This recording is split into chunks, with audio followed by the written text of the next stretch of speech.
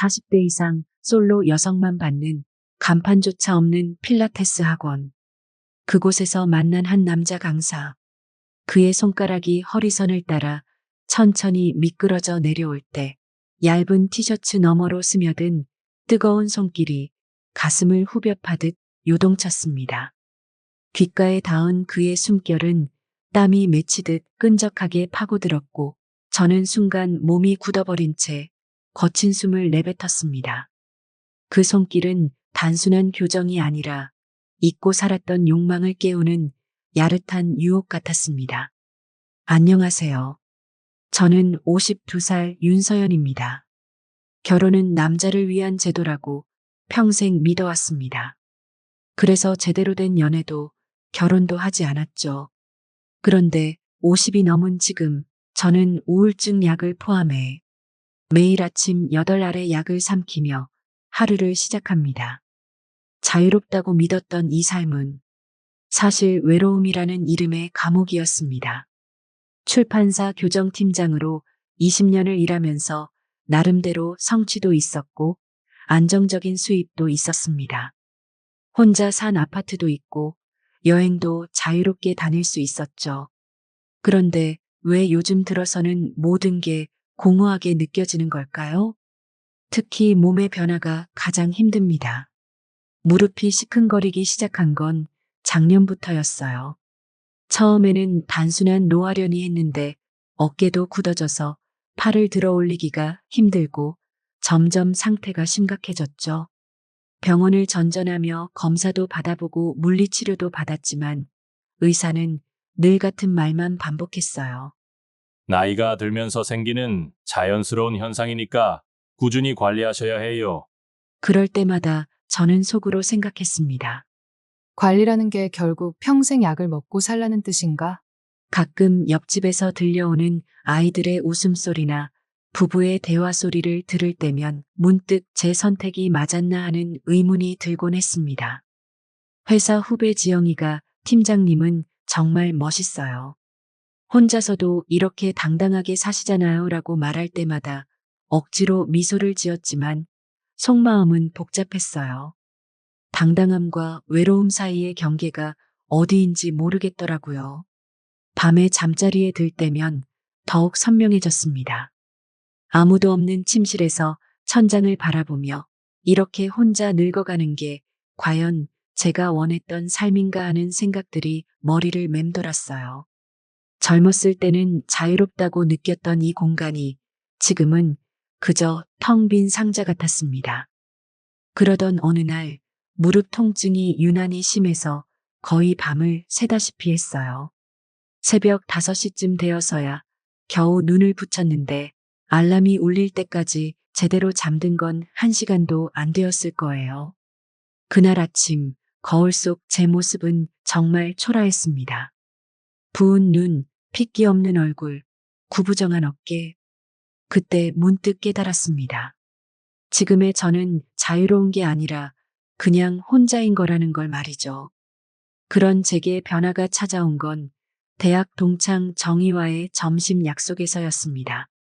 정희는 저와 달리 결혼해서 아이 둘을 키우며 사는데 언제나 활기차고 건강해 보였어요.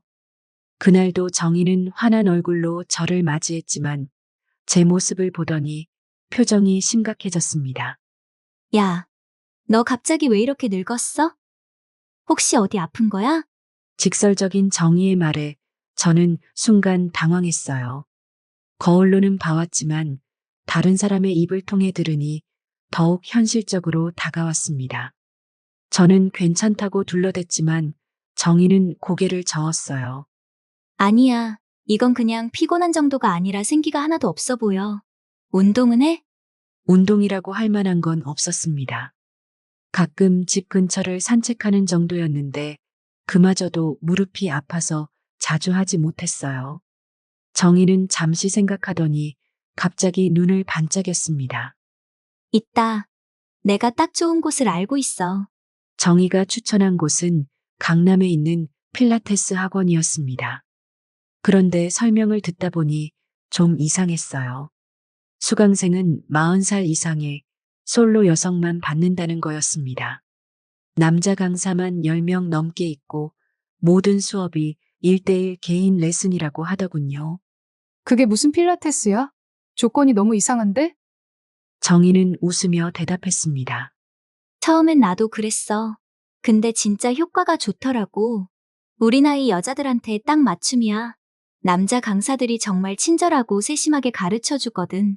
솔직히 말하면 처음에는 의심스러웠습니다. 왜 굳이 솔로 여성만 받는지, 왜 남자 강사뿐인지 이해가 가지 않았어요. 하지만 정희가 내 몸 상태로는 일반 헬스장 가봤자 소용없어. 여긴 정말 달라라고 강력하게 추천하니까 마음이 흔들렸죠. 한 번만 가보자. 무료 체험도 있으니까. 일주일 후, 저는 강남역 근처의 그 학원 앞에 서 있었습니다.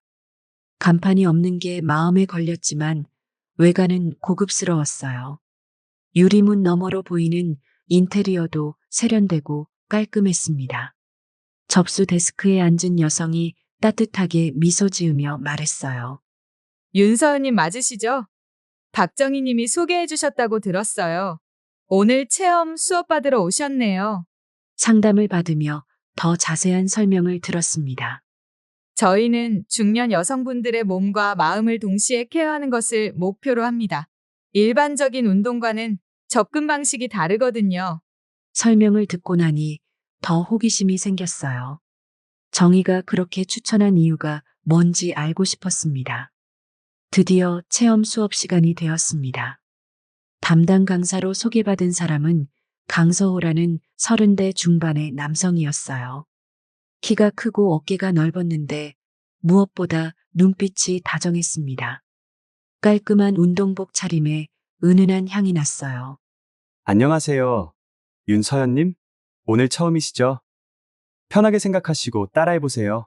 체험 수업은 단 10분이었지만 그 짧은 시간 동안 저는 이상한 감정을 느꼈습니다. 강서호가 제 자세를 교정해 줄 때마다 자연스럽게 손이 닿았는데 저를 감싸 안아준다는 느낌마저 들었어요. 호흡이 중요해요. 제가 등을 좀 받쳐드릴게요. 강서호의 손이 제 허리에 닿는 순간 저도 모르게 심장이 빨라졌습니다. 마치 1분처럼 느껴진 체험이 끝났을 때 저는 묘한 아쉬움을 느꼈습니다. 체험 수업이 끝난 뒤 상담실에서 다시 한번 안내를 받았습니다. 수업료는 예상보다 훨씬 비쌌습니다. 보통 필라테스 학원의 두세 배는 좋게 되는 금액이었죠. 순간 망설이지 않을 수 없었습니다.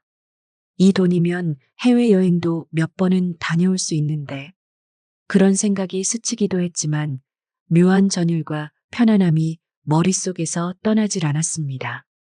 저는 딱 한 달만 등록을 해보기로 했어요.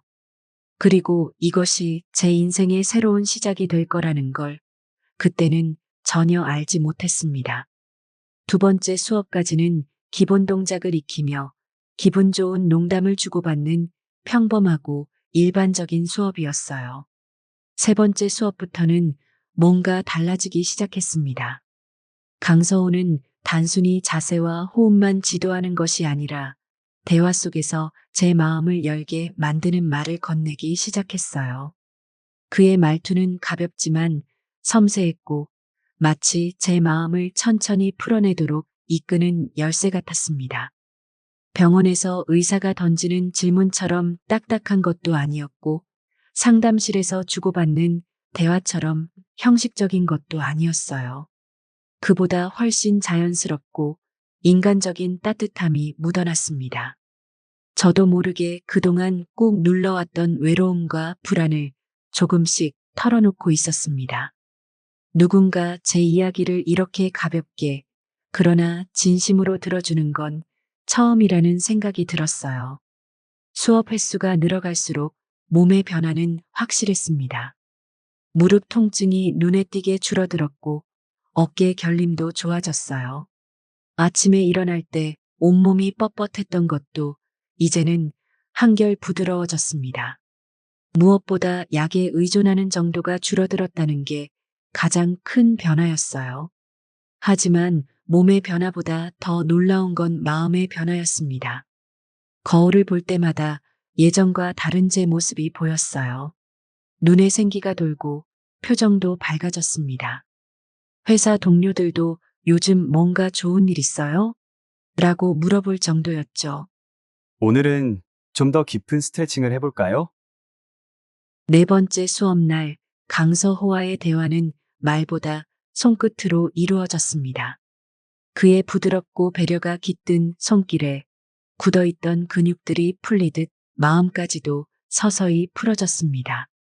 몸이 이렇게 굳어 있는 건 서연님이 스스로를 너무 오래 돌보지 못했기 때문이에요. 이제는 조금쯤 다른 사람에게 기대셔도 괜찮지 않을까요? 강서호의 목소리는 평소보다 더 부드러웠습니다. 마치 제 마음까지 어루만져주는 것 같았어요. 체험 수업에서 느꼈던 그 낯설고도 강렬한 감각을 다시 느꼈습니다. 마치 손끝이 제 몸과 마음에 말을 걸어오는 것 같았고, 그 순간 모든 긴장이 사라졌습니다. 수업이 끝나고 집으로 돌아오는 길, 제 걸음걸이가 전과 다르다는 걸 느꼈어요. 더 가볍고 자신감 있게 걷고 있는 제 자신을 발견했습니다. 뭔가 살아있다는 느낌이었습니다. 한 달이 지나면서 필라테스는 제 삶의 중심이 되어가고 있었습니다. 그렇게 저는 고민 없이 두 번째 결제를 했어요. 그는 항상 제 컨디션을 먼저 물어봤고 수업 중간중간 개인적인 이야기도 나누곤 했습니다. 요즘 표정이 정말 밝아지셨어요. 뭐 좋은 일 있으셨나 봐요? 강서호의 말에 저는 얼굴이 뜨거워짐을 느꼈어요. 사실 그 변화의 이유가 바로 그 때문이라는 걸 어떻게 말할 수 있겠습니까? 대신 운동 효과인 것 같아요라고 대답했지만 그의 눈빛을 마주치면서는 다른 의미가 전해지는 것 같았습니다. 그날은 평소보다 학원에 사람이 적었어요. 다른 수강생들의 수업 시간과 겹치지 않아서 복도도 조용했습니다. 강서우가 오늘은 정말 조용하네요. 우리 둘만 있는 것 같아요라고 말하며 웃었을 때 제 심장은 이유 없이 빨라졌습니다. 수업이 진행되면서 강서우는 평소보다 더 가까이 다가왔어요. 제 자세를 교정하기 위해서라고 했지만 그의 체온이 느껴질 정도로 가까웠습니다. 이 동작은 제가 뒤에서 받쳐드려야 효과적이에요라고 말하며 제 등 뒤로 돌아섰을 때 그의 그곳이 제 등에 살짝 닿았어요. 순간 온몸에 전기가 흐르는 것 같았습니다. 50이 넘도록 이런 감각을 느껴본 적이 없었어요. 아니, 정확히는 의도적으로 피해왔던 감각이었죠. 그런데 지금은 거부할 수가 없었습니다. 호흡이 거칠어지셨네요. 힘 빼셔야 돼요. 강서호의 목소리가 제 귓가에 바짝 다가와서 속삭이듯 들렸어요. 그의 손이 제 팔을 따라 천천히 움직이면서 이렇게 힘을 빼고 자연스럽게 따라해 보세요 라고 말할 때 저는 정말로 힘이 빠지는 걸 느꼈습니다. 몸의 힘이 아니라 마음의 방어막이 말이에요. 서연님, 그가 제 이름을 부를 때의 톤이 평소와 달랐어요. 저는 뒤돌아보지 못하고 그냥 서 있을 수밖에 없었어요. 오늘은 정말 학원에 우리 둘뿐이네요. 그 말에 저는 숨이 멎는 것 같았습니다. 강서호의 손이 제 어깨에서 목으로, 목에서 다시 어깨로 천천히 움직였어요. 마사지라고 하기에는 너무 부드럽고 섬세했습니다. 저 좀 더 편안한 곳에서 할까요? 옆에 프라이빗 룸이 있는데요. 네, 좋아요. 루마는 더욱 조용했고 조명도 한층 부드러웠습니다. 강서호는 문을 닫고는 제게 천천히 다가왔어요. 강서호의 손이 제 허리를 스치던 바로 그 순간 살짝 닿은 것뿐인데도 그 부위가 불타오르는 듯 민감하게 반응했고 저도 모르게 숨이 거칠게 엇나갔습니다. 그의 손길이 조금 더 깊숙이 밀착되자 얇은 천 너머로 전해지는 단단한 손바닥의 압력이 허리선을 따라 은근히 내려왔습니다. 귓가에는 뜨겁게 달아오른 그의 숨결이 닿아 목덜미가 전율하듯 떨렸습니다. 그 순간 덜컥 문이 열렸습니다.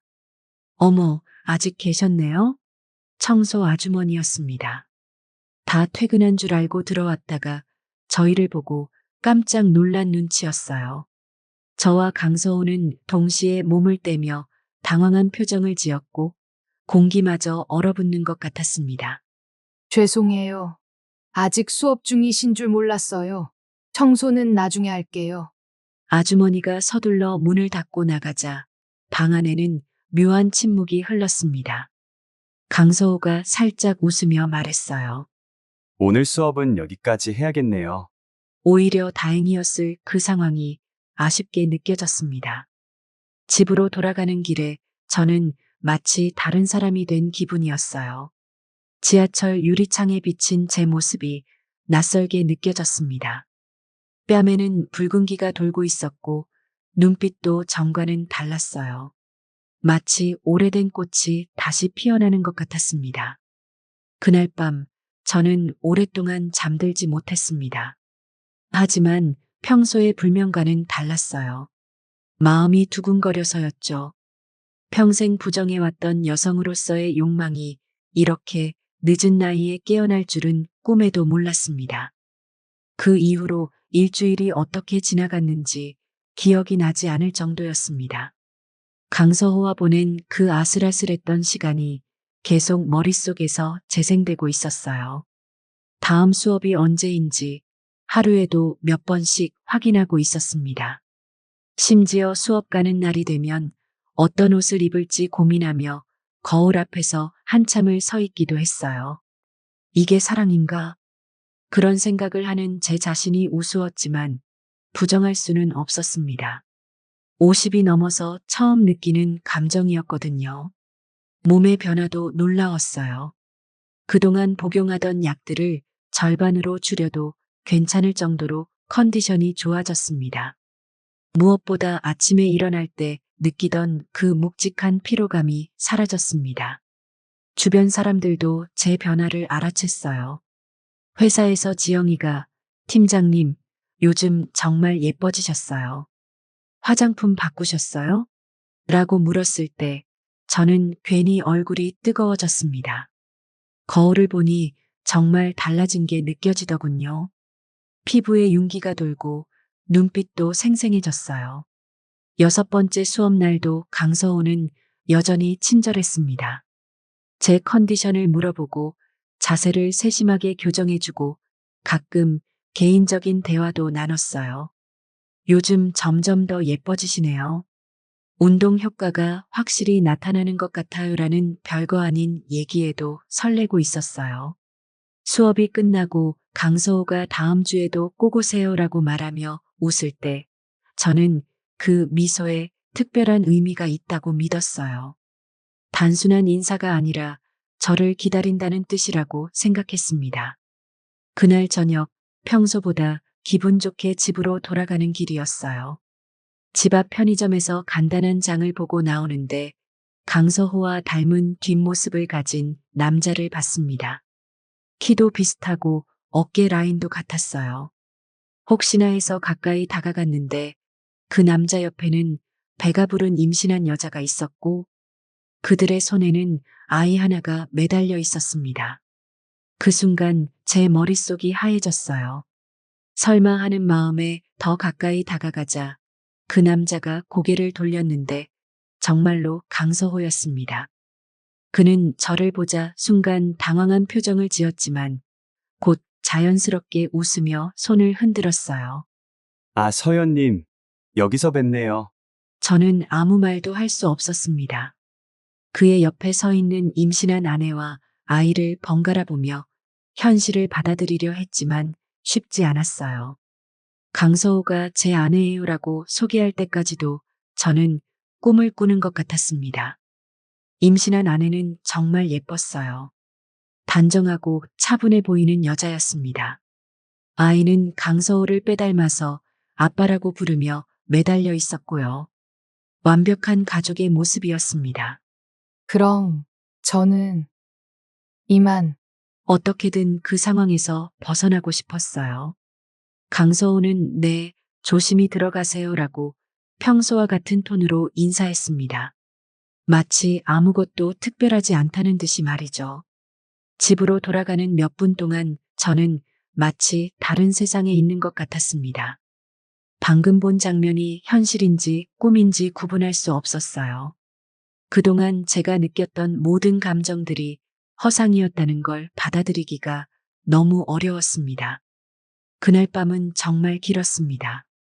가족이라니. 저는 그가 싱글이라고 생각했는데, 아니, 정확히 말하면 그렇게 믿고 싶었던 것 같습니다. 학원에서 받는 그의 관심과 친절함이 특별한 것이라고, 저에게만 보여주는 것이라고 착각했던 거죠. 다음날 출근에서도 집중이 되지 않았습니다. 지영이가 팀장님, 괜찮으세요? 어제까지 그렇게 좋아 보이시더니 오늘은 왜 이렇게 안색이 안 좋으세요? 라고 물었을 때 저는 괜찮다고 대답했지만 사실 괜찮지 않았습니다.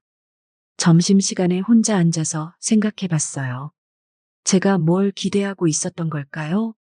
50이 넘은 나이에 이런 일방적인 감정을 느꼈다는 게 너무 부끄러웠습니다. 그런데 분명한 건 그와의 시간들이 저에게는 정말 소중했다는 것입니다. 평생 느껴보지 못했던 설렘과 기대감, 그리고 여자로서 느꼈던 그 모든 감정들이 가짜는 아니었거든요. 비록 일방적이었을지도 모르지만 말이에요. 결국 견디다 못해 정희에게 전화를 걸었습니다. 정희는 제 목소리만 들어도 뭔가 이상하다는 걸 눈치챘어요. 서연아, 무슨 일이야? 목소리가 완전 이상해. 저는 그동안 있었던 일들을 모두 털어놨습니다. 강서호에 대한 감정, 그와 보낸 특별한 시간들, 그리고 그가 유부남이라는 사실을 알게 된 충격까지 모든 걸 말하고 나니 한결 마음이 가벼워지는 것 같았어요. 정희는 한참 동안 조용히 들어주다가 한숨을 쉬며 말했습니다. 서연아, 그 학원이 원래 그런 곳이야. 뭐가 그런 곳이야? 거기 다니는 사람들 다 너 같은 외로운 중년 여성들이야. 젊은 남자 강사들한테 위로받으러 가는 거지. 강사들도 그걸 알고 일하는 거고, 그게 그들의 직업이야. 정희의 말을 듣는 순간 저는 모든 것이 이해되었습니다. 왜 수강생이 40대 이상 솔로 여성만인지, 왜 강사가 모두 젊은 남자들인지, 왜 수업료가 그렇게 비싼지, 그리고 왜 강서우가 저에게 그렇게 친절했는지도요. 그건 진짜 관심이 아니라 그냥 서비스였던 거죠. 목이 메어 제대로 말이 나오지 않았어요. 50이 넘어서 이런 착각을 했다는 게, 그리고 그 착각 속에서 행복해 했다는 게 너무 창피했습니다. 너는 아무 잘못 없어. 외로웠던 것뿐이야. 그리고 그게 나쁜 건 아니야. 다만 그 외로움을 달래고 싶었을 뿐이고. 정의의 위로에도 불구하고 저는 부끄러움을 감출 수 없었어요. 그럼 다른 사람들도 다 나처럼 응, 대부분 그래. 근데 나도 프라이빗 룸은 몰랐어. 그냥 운동 효과도 좋고 웬만한 정신과 상담 치료보다 좋아서 추천해준 건데 미안해. 제대로 설명 안 해줘서. 정의의 사과를 들으며 저는 모든 상황을 정리할 수 있었어요. 제가 느꼈던 특별함은 사실 특별한 게 아니었던 거죠. 모든 수강생들이 비슷한 경험을 하고 있었을 테니까요. 하지만 동시에 깨달은 것도 있었어요. 제가 그 학원에 다닌 진짜 이유는 운동 때문이 아니었다는 것. 누군가의 관심과 애정을 받고 싶어서였다는 것. 그리고 그 외로움이 얼마나 깊었는지도 알게 되었습니다. 그날 밤 저는 오랫동안 거울 앞에 서 있었어요. 그 안에 비친 제 모습이 이전과는 달라 보였습니다. 분명 몸은 건강해졌고 표정도 밝아졌어요. 하지만 그 변화가 진짜 사랑 때문이 아니라 착각 때문이었다는 사실이 씁쓸했습니다. 이제 어떻게 하지? 거울 속 제 자신에게 물어봤지만 답은 나오지 않았어요. 다만 한 가지 분명한 건 더 이상 그 학원에 다닐 수는 없다는 것이었습니다. 하지만 그냥 연락도 없이 안 가는 것보다는 정리를 하고 끝내는 게 낫겠다는 생각이 들었어요. 학원에 도착했을 때 강서호는 평소와 똑같이 밝게 맞아줬습니다. 어쩌면 그에게는 정말 아무것도 아닌 일이었을지도 모른다는 생각이 들었습니다. 수업 내내 저는 강서호를 다른 시선으로 바라봤어요. 그의 친절한 말투, 세심한 배려, 자연스러운 스킨십. 이제는 답을 알 것 같았습니다. 오늘 말씀이 없으시네요. 무슨 일 있으세요? 강서호가 물어봤을 때 저는 잠시 망설였다가 솔직하게 말했어요. 사실 오늘이 마지막이에요. 학원을 그만두려고 하거든요. 그의 표정이 순간 당황스러워 보였지만 곧 이해한다는 듯 고개를 끄덕였습니다. 아, 그래요. 특별한 이유라도. 개인적인 사정이 생겨서요. 더 이상 자세한 설명을 할 수는 없었어요. 강서호도 더 묻지 않았습니다. 아마 이런 상황이 처음은 아닐 거라는 생각이 들었어요. 얼마나 많은 중년 여성들이 저와 비슷한 착각을 하고 비슷한 깨달음을 얻고 결국 이렇게 떠나갔을까요? 수업이 끝나고 강서호가 그동안 정말 수고하셨어요. 그래도 많이 건강해지신 것 같아서 다행이에요라고 말할 때 그 말투에는 진심이 담겨 있는 것 같았습니다. 적어도 제 건강이 좋아진 것을 기뻐해주는 마음은 진짜였을 거예요. 저도 감사했어요. 덕분에 많은 걸 배웠습니다. 그렇게 인사를 나누고 학원을 나서는데 뒤돌아보고 싶지 않았어요. 지난 석 달을 무모했다고 후회해야 할까요? 아니면 필요한 경험이었다고 받아들여야 할까요? 분명한 건 이 시간이 저에게 많은 걸 가르쳐 줬다는 것입니다. 우선 제가 얼마나 외로웠는지 정확히 알게 되었어요. 평생 독신을 고집하며 자유롭다고 생각했지만 사실은 누군가의 관심과 애정에 목말라 하고 있었던 거죠. 그리고 그 갈증이 얼마나 깊었는지 젊은 남자의 작은 친절에도 이렇게 흔들릴 정도였으니까요. 또한 제 몸과 마음이 아직 죽지 않았다는 것도 알게 되었습니다. 50이 넘어서도 설렘을 느낄 수 있고 여자로서의 감정을 경험할 수 있다는 것. 비록 착각이었지만 그 감정들 자체는 진짜였거든요. 집에 도착해서 거울을 봤을 때 제 모습이 학원에 다니기 전과는 확실히 달라져 있었어요. 몸이 건강해진 것은 물론이고 표정에도 생기가 돌았습니다. 이 변화만큼은 가짜가 아니었어요. 며칠 후 회사에서 지영이가 조심스럽게 말을 꺼냈습니다. 팀장님, 저희 아버지 친구분 중에 정말 좋은 분이 계신데 혹시 관심 있으시면 순간 저는 웃음이 나왔어요. 예전 같았으면 단칼에 거절했을 텐데 지금은 다르게 생각되더군요. 어떤 분인데? 저희 아버지와 동갑이시고 작년에 사별하셨어요. 정말 신사적이시고 교양 있는 분이라고 하는데 지영이의 말을 들으며 저는 새로운 가능성을 생각해 봤습니다. 이제는 도망치지 말고 진짜 인연을 만나보는 것도 나쁘지 않을 것 같았어요. 지영이가 소개해준 분과는 결국 만나보기로 했어요. 커피 한 잔 정도는 괜찮다고 생각했거든요. 그분은 정말 신사적이었습니다. 강서우처럼 젊고 매력적이지는 않았지만 진중하고 따뜻한 사람이었어요. 무엇보다 저를 여자로서 존중해주는 게 느껴졌습니다. 인기 좋으셨을 것 같은데 왜 혼자셨어요? 이해가 안 가네요. 외롭거나 힘들지 않으셨어요? 그분의 말에 저는 이상하게 부담스럽지 않았어요. 사실 쉽지 않았어요. 특히 나이가 들면서는 더욱 그렇더라고요. 처음으로 제 외로움을 솔직하게 인정했습니다. 외롭다고 해서 약한 게 아니고 혼자라고 해서 불행한 게 아니라는 걸 알게 되었거든요. 그분과는 그 이후로도 가끔 만났어요. 연애라고 할 만큼 특별한 감정은 없었지만 좋은 친구가 될 수 있을 것 같았습니다.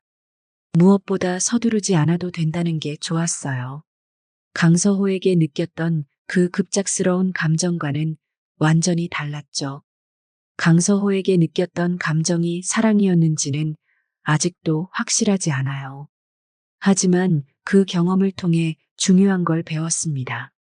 진짜 사랑은 상대방이 누구인지 제대로 알고 시작하는 거라는 것. 그리고 나 자신을 먼저 사랑할 줄 알아야 한다는 것을요. 정희는 서연아, 너 정말 많이 변했다라고 말해요. 예전에는 뭔가 고집스럽고 방어적이었는데 지금은 훨씬 자연스러워 보여. 정희의 말이 맞아요. 예전에 저는 독신이라는 걸 마치 갑옷처럼 입고 살았거든요. 누구도 제게 가까이 오지 못하게 하려고요. 하지만 지금은 그 갑옷을 벗었어요. 상처받을 수도 있지만 동시에 진짜 행복도 만날 수 있을 거라고 생각해요. 외로움은 약으로도 누군가의 손길로도 진짜로 채워지지 않는다는 것을요. 그건 제가 저 자신을 얼마나 소중히 여기느냐에 달려있는 것 같아요. 50이 넘어서 배운 이 교훈이 늦은 건 아니라고 생각해요. 오히려 이제야 진짜 제 인생이 시작되는 것 같습니다. 앞으로 만날 인연이 누구든